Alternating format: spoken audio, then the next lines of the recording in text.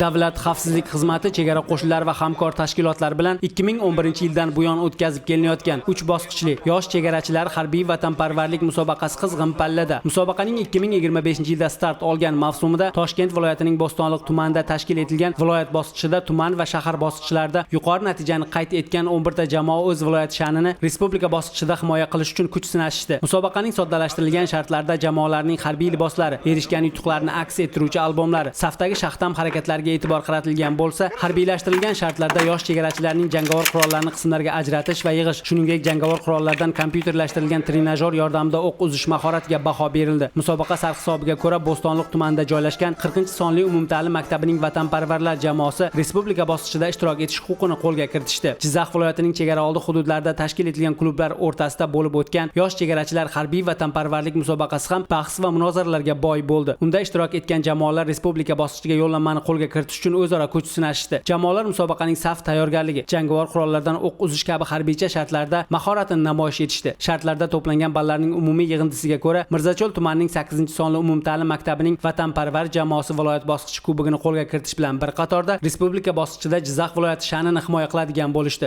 Ushbu musobaqaga biz jamoamiz bilan hamjihatlik bo'lib ishtirok etdik. Bu o'z natijasini ko'rsatdi. Respublika bosqichida faol ishtirok etib, Jizzax viloyati sharafini munosib himoya qilamiz degan umiddaman.